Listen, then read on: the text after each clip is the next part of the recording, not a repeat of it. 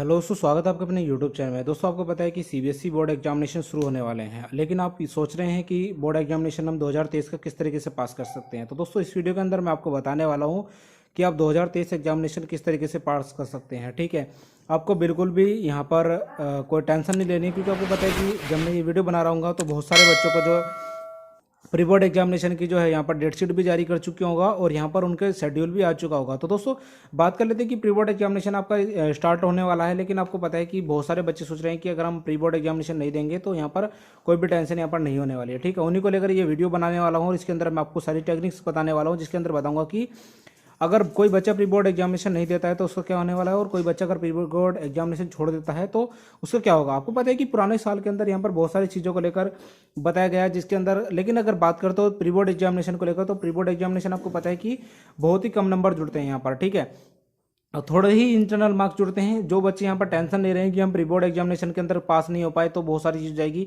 आपको बिल्कुल भी किसी भी तरीके की टेंशन यहाँ पर नहीं लेनी है प्री बोर्ड एग्जामिनेशन को लेकर। ठीक है, क्योंकि 10वीं और 12वीं वाले बच्चों की अगर बात करते हैं तो बहुत सारी टेक्निक आती है यहाँ पर, जो कि यहाँ पर बात करते हैं। तो अगर आप प्री बोर्ड एग्जामिनेशन की अगर बात करते हैं तो pre board examination final stage में आ जाते हैं। ठीक है, फाइनल स्टेज की अगर बात करते हैं तो फाइनल स्टेज ये है कि बच्चे अगर सोच रहे हैं कि हम प्री बोर्ड एग्जामिनेशन के अंदर फेल हो गए तो हम आगे यहाँ पर पास नहीं कर पाएंगे। ठीक है, वे सोच रहे हैं कि हम क्या करेंगे आगे। ठीक है, तो बच्चे सोच रहे हैं कि हमारा तो कम ही सिलेबस यहाँ पर कवर हुआ है अभी तक, अगर हम प्री बोर्ड एग्जामिनेशन ऐसे टाइम पर देते हैं तो हम फेल हो जाएंगे। तो बच्चों, आपको ये जो माइंड है, ये बातें आपको अपने दिमाग में से निकालनी होंगी। और जो यूट्यूबर आपको बता रहे हैं कि आपको प्री बोर्ड एग्जामिनेशन नहीं देना चाहिए, तो आपको उनके चैनल को अभी अनसब्सक्राइब कर देना होगा। ठीक है, आपको प्री बोर्ड एग्जामिनेशन देना चाहिए जितना भी आपने, यानी कि अगर आपने 5 चैप्टर कंप्लीट किए हैं तो आप 5 चैप्टर का प्री बोर्ड एग्जामिनेशन दीजिए, और जहाँ चैप्टर अगर आपने कंप्लीट किए हैं तो उन्हीं के साथ आप प्री बोर्ड एग्जामिनेशन दीजिए, क्योंकि अगर आप इन्हीं चीज़ों के साथ अगर आप प्री बोर्ड एग्जामिनेशन देंगे तो आप अच्छी तरीके से प्रॉफिट कर पाएंगे, जो कि मेन बोर्ड एग्जामिनेशन के अंदर आप पास कर पाएंगे। ठीक है, जितने परसेंटेज आपने चैप्टर कंप्लीट किए या फिर जितने परसेंटेज आपने सिलेबस कंप्लीट किया है उसी के साथ आप आसानी से देख सकते हैं। जो कि आप अगर बात करते हैं प्री बोर्ड एग्जामिनेशन को लेकर, बहुत सारे बच्चे सोच रहे हैं कि अगर हम प्री बोर्ड एग्जामिनेशन छोड़ दें तो सबसे बेस्ट रहने वाला है। तो मैं बात करता हूं आपको पता है कि आपको जो प्री बोर्ड एग्जामिनेशन है, सीबीएसई ने कहा है, सीबीएसई कहता है कि सीबीएसई ने कहा है कि जो प्री बोर्ड एग्जामिनेशन होने वाला है आपके स्कूल द्वारा कराया जाने वाला है। ठीक है, स्कूल के ऊपर सारी जिम्मेदारी छोड़ी गई है। स्कूल आपकी पूरी जिम्मेदारी लेगा, यानी कि स्कूल की तरफ से क्वेश्चन पेपर तैयार किए जाएंगे और स्कूल की तरफ से कॉपी यहाँ पर चेकिंग होने वाली है। अब दोस्तों, बात कर लेते हैं कि बहुत सारे क्वेश्चन ये आ रहे हैं कि अगर आप अपने टीचर से ये बात नहीं कर पाते, यानी कि अगर आपने टीचर से आप ये पूछे कि सर क्वेश्चन पेपर आपके टीचर द्वारा ही तैयार किए जाएंगे, तो अगर आप बात करते हैं कि 100% आपको रेडी रहना है। ठीक है, अब बात कर लेते हैं कि आप कितने परसेंटेज यहाँ पर रह सकते हैं, यानी कि आपको एक डेमो लेना है क्या, यानी कि इंटरनल के अंदर आपको पता है कि प्री बोर्ड के जो एग्जामिनेशन होंगे उसके आपको 0.01% आपके नंबर जुड़ते हैं सिर्फ इंटरनल मार्क्स को लेकर। यहाँ पर ज़्यादा मैक्सिमम नंबर आपके यहाँ पर नहीं जुड़ते हैं। और बच्चे सोच रहे हैं, बहुत सारे बच्चे ये भी सोच रहे होंगे कि ये जो कॉपी चेकिंग होती है बहुत ज़्यादा हार्ड होती है। अब दोस्तों, हार्ड भी हो जाएंगी, कोई टेंशन नहीं है। आपको ये तो पता लगेगा कि मैंने कितनी तैयारी की है मेन बोर्ड एग्जामिनेशन को लेकर। प्री बोर्ड एग्जामिनेशन देने का सबसे बड़ा फायदा होने वाला है, आपको पहले ही पता लग जाने वाला है कि मैंने इतने परसेंटेज तैयारी की है और इतने परसेंटेज से मैं आसानी से पास हो सकता हूं। तो सारी चीजें आपको पता लग जाएगी प्री बोर्ड एग्जामिनेशन को लेकर। ठीक है, अब दोस्तों बात कर लेते हैं कि आपको बिल्कुल भी डिमोटिवेट नहीं होना है इसी को लेकर। ठीक है, ये आपका प्लस पॉइंट रहने वाला है। अगर आप डिमोटिवेट हो जाते हैं तो आपको माइनस पॉइंट हो जाएगा। तो आपको डिमोटिवेट बिल्कुल नहीं होने हैं, अच्छी तरीके से तैयारी करनी है। और स्ट्रेटेजी की अगर बात करते हैं, आपको पता है कि अगर आप साइंस की तैयारी कर रहे हैं, यानी कि अगर आपने बाई चांस साइंस चैप्टर लिया है, कोई साइंस चैप्टर की अगर आप तैयारी कर रहे हैं, साइंस के अगर सिलेबस की तैयारी कर रहे हैं, तो इसके अंदर आपने अगर 60 या 70% भी कंप्लीट कर दिया है। ठीक है, मान लें हम बात करते हैं कि किसी बच्चे ने 70% रीड कर लिया उसके अंदर से, और रीड करने के बाद उसका प्री बोर्ड एग्जामिनेशन हुआ और उसने वो पेपर दे दिया। बाई चांस उसके अगर बात करते हैं हम कि 50 नंबर का पेपर है और उसके यहाँ पर 25 नंबर आ गए, तो उसे पता होगा कि मैंने कितनी तैयारी की और कितना परसेंटेज मैं आसानी से पढ़ पाया। तो आपको बिल्कुल भी यहाँ पर कोई नहीं लेना है, यानी टेंशन नहीं लेनी है बिल्कुल भी।